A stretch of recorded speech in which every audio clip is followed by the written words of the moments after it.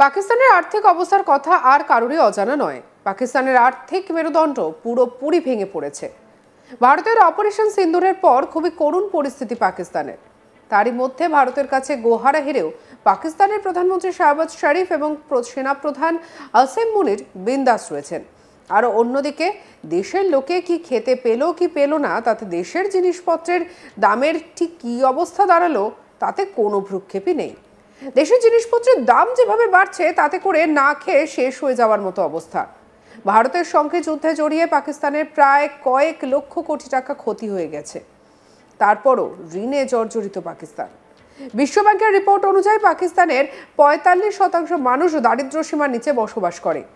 বিশ্বব্যাংকের রিপোর্টে এই তথ্য জানানো হয়েছে।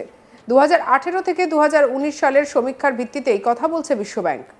রিপোর্টে বলা হয়েছে, দারিদ্র্য সীমা থেকে জীবনযাত্রার মান বাড়ানোর ক্ষেত্রে পাকিস্তানের পরিস্থিতি ক্রমাগত অবনতি হচ্ছে। চরম দারিদ্র্যের মধ্যে বসবাসকারী পাকিস্তানিদের সংখ্যা গত কয়েক বছরে প্রায় ৫% থেকে বেড়ে ১৬%-এর উপর দাঁড়িয়েছে। কিন্তু তারপরও পাকিস্তান যুদ্ধ করার জন্য অস্ত্রশস্ত্র কিনে চলেছে।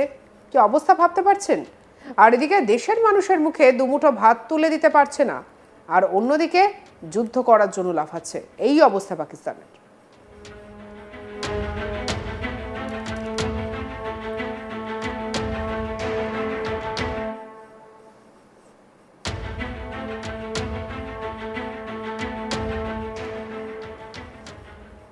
বাইশে এপ্রিল পেহেলগামে জিহাদি হামলায় ২৬ জন নিহত হওয়ার পর ভারত ৭ই মে সকালে অপারেশন সিন্দুর শুরু করে প্রতিশোধ নেয়। এর আওতায় পাকিস্তান এবং পাকিস্তান অধিকৃত কাশ্মীরে অবস্থিত ৯টি জিহাদি ঘাঁটিতে বিমান হামলা চালায়। এই অভিযানের সবথেকে বড় বৈশিষ্ট্য ছিল যে ভারতীয় বিমান বাহিনী মাত্র ২৩ মিনিটের মধ্যে পাকিস্তানের চীনা তৈরি বিমান প্রতিরক্ষা ব্যবস্থা জ্যাম করে দেয় এবং নির্ভুল লক্ষ্যবস্তুতে সফলভাবে অভিযানটি সম্পন্ন করে। ভারতীয় বিমান বাহিনী নূর খান এবং রহিম এয়ার খানের মতো গুরুত্বপূর্ণ পাকিস্তানি বিমান ঘাঁটিগুলিকে টার্গেট করে তা পুরোপুরি ভেঙে গুড়িয়ে দেয় এবং পাকিস্তান যে ড্রোন ব্যবহার করেছিল তা মাঝ আকাশে ধ্বংস করে দেয় ভারত। তারপরেও টেরর অ্যাক্টিভিটিস জারি রেখেছে পাকিস্তান। আর এবার পাকিস্তানের মেরুদণ্ড পুরোপুরি ভাঙতে নতুন স্ট্র্যাটেজির পথে হাঁটছে ভারত। সম্প্রতি ভারত থেকে যে দ্রব্য সামগ্রী পাকিস্তানে যেত তা সব বন্ধ করে দিয়েছে কেন্দ্রীয় সরকার, আর তাতেই একেবারে বেগতিক পরিস্থিতি পাকিস্তানে।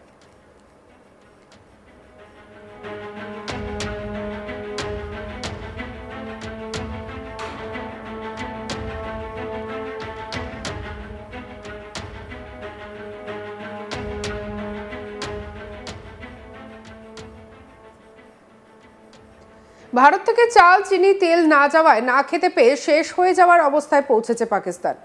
১০ই মের পর থেকে পাকিস্তানের প্রতিটি জিনিসের দাম হু হু করে বেড়েছে।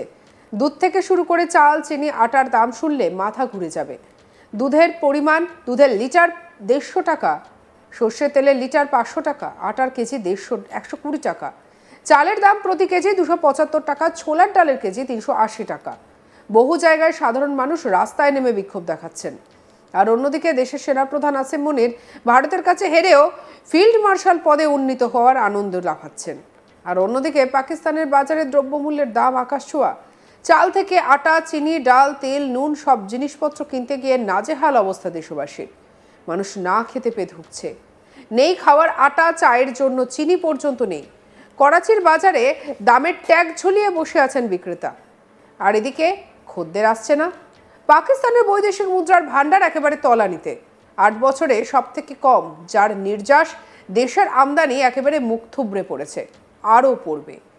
ইসলামাবাদের সরকারি দোকানে গমের জন্য হাহাকার। রাজনৈতিক সংকটের মধ্যেই অর্থনৈতিক সংকট ঘিরে ধরছে পাকিস্তানকে।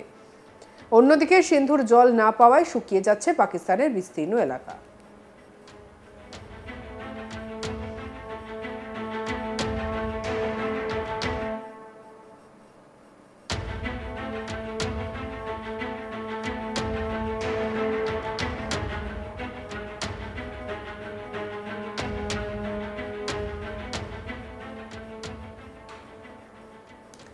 এরপরও যদি পাক সরকার যুদ্ধ নিয়ে মাতামাতি করতে চায়, অস্ত্র কেনার ওপর যদি মনোনিবেশ করে, তাহলে পাকিস্তানের আমজনতা না খেতে পেয়ে শেষ হয়ে যাবে।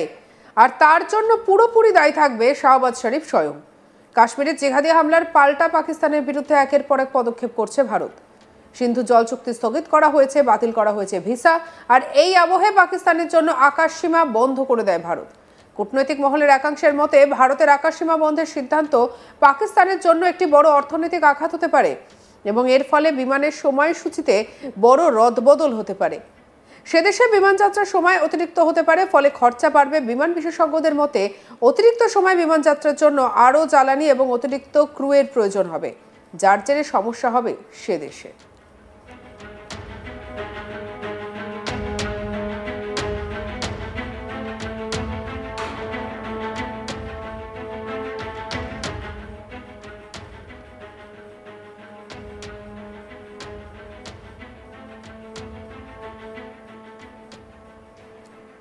পাকিস্তানি বিমান সংস্থা পিআইএ ইতিমধ্যে চাপের মধ্যে রয়েছে। ভারতের আকাশসীমা বন্ধ করে দেওয়ার ক্ষেত্রে তাদের সমস্যা আরও বাড়তে পারে বলে মনে করা হচ্ছে।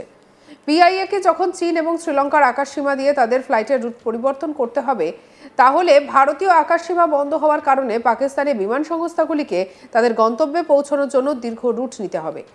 এতে ফ্লাইটের দূরত্ব এবং সময় উভয় বৃদ্ধি পাবে এবং বিমানের জ্বালানি খরচা অনেকটাই বেড়ে যাবে। এই সমস্যার কারণে পরিচালন ব্যয় বৃদ্ধি পেতে পারে এবং বিমান সংস্থাগুলি যাত্রীদের ওপর বোঝা বাড়িয়ে দিতে পারে এবং বিমান টিকিটের দাম বাড়তে পারে।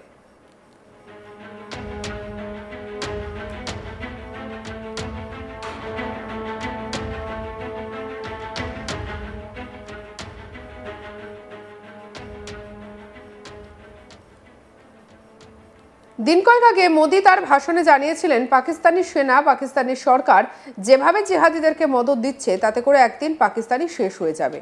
কি বলেছিলেন শুনবো। पाकिस्तानी फौज, पाकिस्तान की सरकार जिस तरह आतंकवाद को खाद पानी दे रहे हैं, वो एक दिन पाकिस्तान को ही समाप्त कर देगा। पाकिस्तान को अगर बचना है तो उसे अपने टेरर इंफ्रास्ट्रक्चर का सफाया करना ही होगा। इसके अलावा शांति का कोई रास्ता नहीं है। भारत का मत एकदम स्पष्ट है।